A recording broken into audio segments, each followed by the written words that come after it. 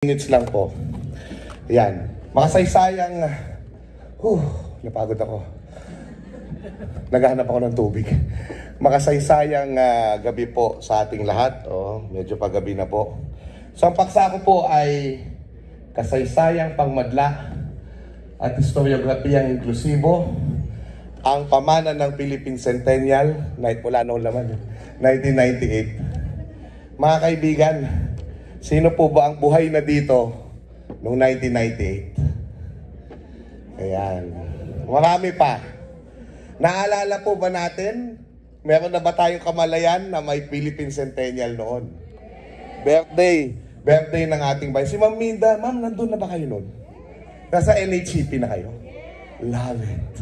Pati si Alvin Alcid, wala sa itsura, Mr. Alcid, So muli, nagpapasalamat ako sa LHCN sa inyong tiwala na magbigay ako ng talk. Please follow me, my TikTok and YouTube and my social media accounts. May libro po akong dala. Baka interesado kayo tungkol kay Bonifacio. You can approach me later. May libro po si Ian Alfonso, Dogs in Philippine History. Pwede rin po kayo magpa-autograph sa kanya. Suportahan natin ang isa't isa. Kung may libro po kayo dyan, sabihin nyo sa akin, bibili po ako. At magpapa-autograph din. When we talk about the Philippine Centennial is not just one day, it's not 1 year. It was actually a whole decade. Isa po siyang dekada. Ang tawag sa dekada na yon ay ang dekada ng nasyonalismong Pilipino. So, kaya kasama doon, dahil at yung dekada na yon, ang 100 taon ng pagsilang ng ating bansa, which is not just one event, but it was a series of events. Alam natin sa history, ang kasaysayan ay hindi isang event lang, kundi isang proseso. Ang revolusyon ay isang proseso. So, ang sinasabi natin dito, yan, Centennial Celebration, 100th birthday ng bayan natin. Sino nagpatupad? Philippine Centennial Commission. I think secretariat din dyan ng NHCP ba? Parang secretariat. Not even, di ba? It's a separate thing. It's a separate thing. Headed by Chairman Salvador Laurel. Oo. So, ano yun? From 1990, kasi si Ramos ang naupo, 92, no? Mamaya, ikukwento ko na may mga nauna pang initiatives, no? Pero, pag-upo niya, I think about 93 or 94, nagsimula yung trabaho ng Philippine Centennial Commission. Nalilito nga ako kasi sa iba PCC, sa iba NCC, National Centennial Commission. Ay, ang naalala ko, National Centennial Commission siya. But whatever that is, no? Para ma-feel nyo lang ng konti, no? Yan yung 100 countdown. Ano ba i-play ito? Play mo nga lang. Yan. Ayan, para ma-feel nyo. Yan yung 100-day countdown to the June 12. So, masaya, daming tao. Ayun yung Centennial Centennial Seal na ginawa ng isang Bulakenyo. So, very serious si Fidel Ramos on this, At si Chairman Laurel. Sige, pwede na. Next. Ayan. Ito naman yung mismong araw ng Centennial. Ni-recreate ni Fidel Ramos yung pagbasa ng akta, sa mismong araw na iyon. Sa bayan ng Cavite Viejo, lalawigan ng Cavite. Ngayong ika-12 ng Hunyo, 1898. Tapos may choir. Ang binabasa niya. Tumataas yung emotion. Okay na yan. Next. Sa ibaba nito. Makikita niyo. So, wala tayong oras eh. So, sige, pag-play natin. Ito yung parada. Noong hapon ng June 12. Sa maraming wika, nakapaglakbay ng malawakan. Sige, next na lang. Rizal ay isang guro. Next. Sige. Ay Julian Felipe, isang musikero taga Cavite na lumikha ng isang marcha na matutugtog sa seremonya. Ika-12 ng Hulyo, sa pagitan ng ika-4 at ika-5 ng hapon, sa bintana ng kanyang bahay sa Kawi, Ipinahayag ni General Emilio Aguinaldo ang kalayaan ng Pilipinas. Magdan natin ang pagsasadula na makasaysayang araw na ito. Ayan, so nagpatayo ng malaking bahay ni Aguinaldo sa harap mismo ng Quirino Grandstand. At si Bong Revilla, ang ating Emilio Aguinaldo. Di ko na yan mapiplay lahat. Ang dramatic scene dyan, ibibigay ni Aguinaldo yung flag kay Fidel Ramos. From one general to another. At buong bansa ay tutugtog ang national anthem natin. Buong bansa yon, simultaneous singing of the national anthem. Nangyari yon around 4:20 in the afternoon. The exact date, exact time of Philippine independence. So, yan yung araw na yan, no? Masayang-masayang araw. May fireworks display, no? At kumanta yung choir ng, sige nga ito, nung Centennial Song, Mabuhay Ka Pilipino, ni Dante Berriong ng Antique. Yan ay pinakontest sa DBP, and then yan yung nanalo, and then that became the Centennial Song. Ang pamana ng Centennial sa music ay mahalaga. So pagkat ginaya nito yung Metropop, nagkaroon ng pa-contest. And eventually, itutuloy yan nung Himig Handog sa Bayaning Pilipino and all of these things. Nagkaroon ng maraming album ng nationalistic songs, sandaan, ng Universal Records. Nag-record ng mga artists ng iba't ibang mga musical tributes to the nation. Hindi pa nangyari ito sa kasaysayan natin na sabay-sabay na nagkaroon ng ganitong efforts independently. So tingnan nyo yung araw na yan. For me, that is I think the high point of our Philippine history. For me, kasi kahit may Asian financial crisis, medyo maganda yung ekonomiya natin, yung standing natin sa mundo, 100 years birthday natin. Kung dyan natapos yung kasaysayan natin, parang ang ganda sana, no? Pero alam natin, pagkatapos doon, may mga iba pang nangyari. So tuloy-tuloy ang kwento natin. No?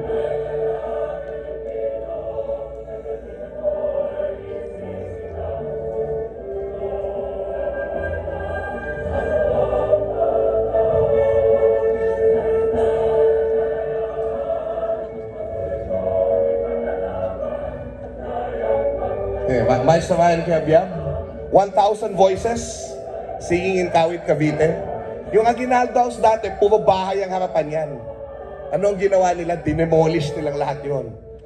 Binili ng gobyerno para gawing park for that day.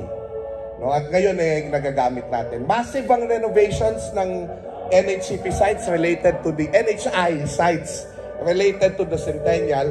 Nagkaroon ng Centennial Freedom Trail, no? Yung Fort Santiago noon, binago nila dati, ang daming nakalagay, nagkaroon ng tema, naging minimalist, at marami pang iba. So, ang daming pamana ng Centennial sa infrastructure, sa public history, no? Dahil nangyari yan. Ang sinasabi ko dito, this is when we have commemorations, 100 years na ganito, 150 ni ganito, 200 na ganito, 400 na ganito. You use that as an opportunity. Grab it by the mouth. Kung kabayo yan, sunggaban mo sa bunganga. Because when you have these kinds of commemorations, doon nagkakaroon ng interest yung tao sa history. At doon nagkakaroon ng, pwedeng magkaroon ng iba't ibang mangyayari, magsusulat at iba pa. Okay? 8 minutes. Okay, so, pero mayroong kritisismo si Greg Bankoff at saka si Kathleen Weekly. So celebrating the Centennial of Independence. Apparently, parang naging tunggalian yung Centennial ng mga haves and have-nots. Kumaga marami sa nag-push ng narrative ng Centennial, yung mga may pamilya sa revolusyon. Tapos parang na-marginalize daw yung mga nasa probinsya. Yung mga ganon. Pero yung matinding kritisismo sa Centennial ay ito. No? May poll na ginawa, nakakaunti pala ang awareness sa Visayas at Mindanao ng Centennial. Mataas sa Luzon. Mataas sa Metro Manila. Metro Manila, 97%. No? 63%, Mindanao, 68%, Visayas. Pero, Yung mga ABC class, sila lang yung nakakaalam ng centennial. Parang ang dating, hindi umabot sa tao yung mensahe ng centennial. So parang ang dating, parang nabigo. Pero ako, ibang argumento ko. Hindi nabigo. Sa madalian nabigo.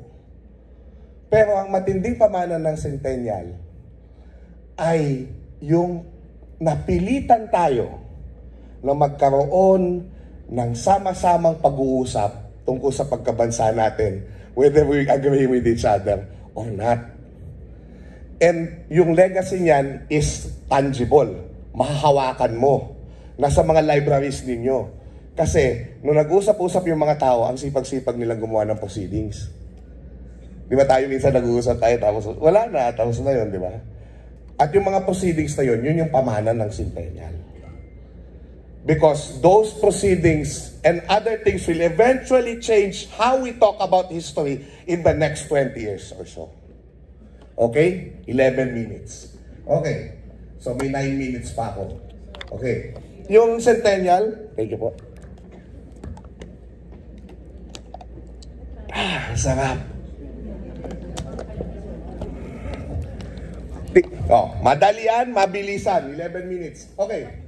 Si Jimmy Veneracion at yung mga tao sa UP, sila yung isa sa mga unang nag-push, 1980s pa lang, late 80s, na magkaroon ng Centennial Committee ang UP. Nagkaroon pa ng logo yung UP na may oblation, no? So yun yung komite sa centenaryo. Na eventually sila yung nagpupush at sila nga yung nakakuha ng mga consultancies sa Bayani, part lahat yan nung plano na yun. So naging sikat to sa amin. Ito pa lang, pamana na nila to. Diyan din umusbong sa panahon na yan, 1989, yung mga iba't ibang organisasyon na gustong gawing makapilipino yung kasaysayan. At isa na nga dito yung Adhika ng Pilipino. Mga taga-Adhika ba dito? Shout out. Adhika. So yun, yung founding. Na nag-iba ng diskusyon tungkol sa kung paano natin tinitignan ang revolusyon. Na hindi lang Manila-centric, kundi pambansa. Inedit ni Llanes, Ferdinand Llanes, yung Katipunan, isang pambansang kilusan. Na dati, kung titignan mo, kakunti pa lang alam natin. No? Tapos may mga papel nilagay. Sa Mindanao, ito. Sa Visayas, ito revolusyon. Ngayon, umikot ka sa maraming lugar sa Pilipinas. Ang dami-dami nang nagsulat tungkol sa revolusyon sa iba't ibang lugar sa Pilipinas. So, binago nito.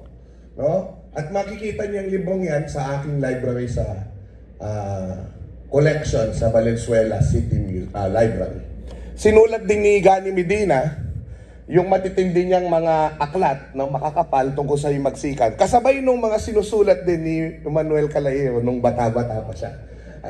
So, sobrang dami ring pelikula, 13 minutes. Sobrang dami ring pelikula, no? Na nangyari noon, wag na natin. Yan ang topic ni Ian Alfonso dun sa aming last conference, Independence Day Colloquium. Yung mga pelikula na pinoduce nung centenaryo, no?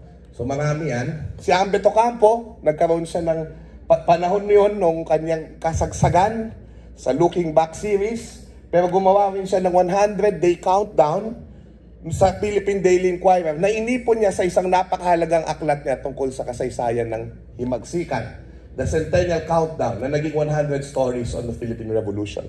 Maging ang mga gumagawa ng aklat pambata ay nag-ambag sa centenaryo sa pamamagitan ng pagsusulat. Tulad ni Centeno San Miguel. Centeno San Miguel ang pangalan niya. Sino yan? Who is that Pokemon? Si Centeno San Miguel pala, yung taga San Miguel de Mayumo na si Virgilio Almario. At Centeno dahil centennial. So sinulat niya yung alfabeto ng revolusyon and eventually naging isa yan sa kanyang mga nickname. Ang panganay naman ni Feliz Prudente Santa Maria, na nakalimutan ko ilagay dito yung mga books niya, coffee table books din na pinroduce niya for the Centennial, Jose Rizal, Visions of the Future, ng Studio 5, na napakagandang mga aklat, no? Ang Philippine National Historical Society ay nag-ambag dyan dahil sila'y magaling sa local history. So, gumawa sila ng conference sa iba't ibang lugar sa Pilipinas tungkol sa kanilang kasaysayan, at ito ay ilang taong pinamigay ng NHCP na iba't ibang volume, multi-volume ito. So, naipon ng kasaysayan ng lokal sa pamamagitan ng proyektong ito, no? And gayon din, I think ito joint project to, di ba? PHA, PNHS, yung mga dating magkakalaban daw na organisasyon. Nagsama-sama sila. Ayan, Ma'am Rose Sapitan, yan, si Ma'am Ellen, no? Si Ma'am Minda. Si Ma'am Minda, nung bata-bata pa, nakita ko na rin to eh. Bata pa rin naman. Kamukha na ni Margo sa Luneta, di ba si Ma'am? Centennial goes to the barrios, ang tawag. Centennial goes to the barrios. So, inilalapit sa madla ang kasaysayan. Okay. Pati yung gumawa din ng, kami naman, Philippine Historical Association, okay? Gumawa kami ng, aside from the conferences, gumawa kami ng aklat, Philippine Presidents 100 Years, at Philippine Legislature 100 Years. Yung Philippine Presidents 100 Years, isa sa pinakamagandang inakda about Ferdinand Marcos ay yung ginawa ni Adriel Maimban. Oo, kinulong ng martial law, pero member ng Iglesia ni Cristo. Oo, so balanse yung kanyang account. Ang mga taga-wika, 16 minutes, matatapos tayo. Ang mga taga-wika ay gumawa din ng kanilang diskurso at ito'y inipon nila sa mga aklat. Ang mga playwright para sa mga bata ay gumawa ng mga play, busayo pambata. May mga textbooks para sa bata, no? May isang aklat na may kopya ko pero hindi ko nakuha ng litrato. Mga bayani ng Rebolusyong Pilipino is a centennial workbook or something. Maganda to kasi hindi lang yung mga Jose Rizal lang nandun. Nandun yung mga Amay Pakpak, nandun yung mga dato sa Mindanao, nandun yung mga hero sa Visayas. Kaunti pa lang alam natin, pero nakalagay doon sa librong yun. Oh? So, yan. Merong mga nag-reflect sa Centennial, tulad nitong Journey of 100 Years, no? Cecilia Manguera Brainard, kasama sina mga essays din ito. Ang mga kababaihan ay biglang nag-usap-usap. Ano bang papel natin sa lipunang Pilipino, mga babaylan? So, babaylan feminism in the Philippines, Femangahas. Ito matindi. Nationalist Literature, edited by Sedfrey Ordonez. Proceedings sa isang forum, Centennial Forum. Ang speaker nila, isa sa Bienvenido Lumbera, Jose Maria Sison, mga ganun. So, matinding Isan Juan, Junior, no? At marami pang iba, no? Tapos, nagkaroon ng conference sa mga rehiyon na inipon sa aklat na to ni Philippine Revolution, The Making of a Nation. Ayan po yung mga topics. Local history. Ang marami sa mga topics na ito. No? Tapos, may conference din sa ibang bansa. Sa Indonesia. Indonesia ba to? No? Sa Indonesia ito, Jakarta International Conference on the Centenary of the Philippine Revolution and the First Asian Republic. Oh, at may mga papel ang mga historiador. Oh, gumawa din ng journal yung Centennial Commission. Tapos gumawa ng paper si Erap Estrada. Oh, ayun no. The Waking of a Nation. The Masses in History. Oh, speech niya yon nilagay lang dyan, no? Pero ano siya, ang speech na yon ay nanggaling sa, ayan, sino Serapin Quezon nandyan, nanggaling siya sa isang National Congress on the Birth and Vision of a Nation, sponsored by UNESCO National Commission of the Philippines and the NCCA. So, ito, nakaimbak yan lahat. Oh, ito naman, pati yung Department of Tourism, mayroong ambag. Diba? Si Rupus kanina, nandiyan pa ba si Congressman? Wala na, oh. Si Congressman nandun. Akala ko si Congressman yun nandun, oh. Meron silang trail, oh, sa Centennial. Hala ka, 1 minute na lang. Oh, malapit na po. Oh. So may Centennial Freedom Trail from different parts of the country na dinevelop ang NHCP. Itong na-score ko, 2 minutes na. 2 minutes ako lalampas. Naka-score ako, last week lang ito. Nagulat ako, may ganito palang libro. Yearbook ng Centennial for the OFW. 100 years. So, nakalagay dyan, ay, ang tindi nito.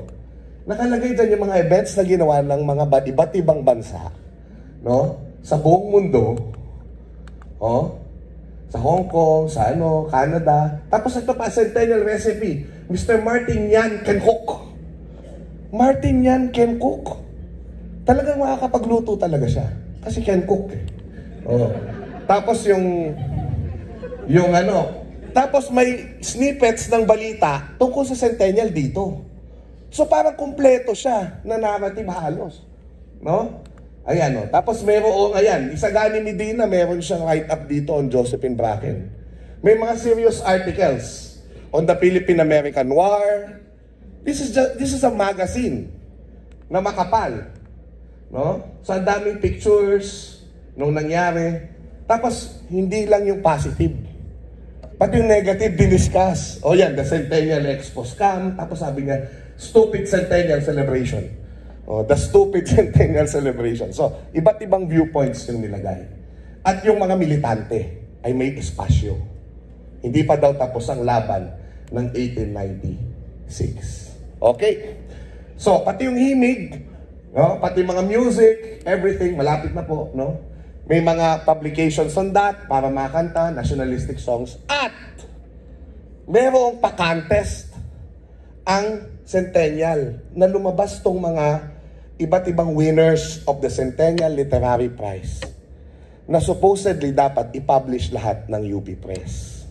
Na hanggang ngayon, actually, hindi na kukumpleto yung publication na yan. Sa sobrang dami ng winners. So may yan, Eric Gamalinda, My Sad Republic, Charles Song Hong, Embarrassment of Riches, Pedro Recate, Lupang Inirang, Jason Code, The Spirit of 1896, at syempre yung Bim Nadera, Mujer Indígena. Nandito ba yung Bim Nadera? Bim Nadera. So yan, no? Tapos ito, May winner tayo na EDSA Revolution ang topic niya. Si Angela Stuart Santiago. Kasi hindi na-publish yun sa kanya, so pinablish na lang niya sa sarili niya. Himagsikan sa EDSA, walang himala. No? Pwede daw i-explain yung phenomenon ng EDSA in many terms. So, bilang pagtatapos, isang malaking emergence na nangyari nung panahon ng centenaryo ay yung emergence din ng Pantayong Pananaw na inadika ni Seios Salazar na gumawa ng iba't ibang mga interesting, hindi lang scholarly, public history products, no? na mga diary and all, no, 1896 and 1897, maging yung mga groundbreaking research that still influences how we view the revolution today. Even the younger scholars go back to these works. Ni Seios Salazar tungkol sa kabayanihan ni Bonifacio, pagkakaiba yung, ang main point nun, dambuhalang pagkakahating pangkalinangan is one way of looking at the Philippine Revolution. And kung paano natin, the dream, of course, to become a nation is mabagtas natin yung dambuhalang pagkakahati na yon ng mayaman at mahirap. Okay? So, yun po. So, for me, yes, thank you, Greg. We appreciate your criticism, pero for me, hindi siya totally nabigo. Ang pamana ng centenaryo ay isang mas inklusibong kasaysayan. No? Na mag-usap-usap tayo na ang bawat isang lugar sa Pilipinas ay may ambag sa kwento ng pagkabansa. No? So marami pong salamat at mabuhay tayo lahat.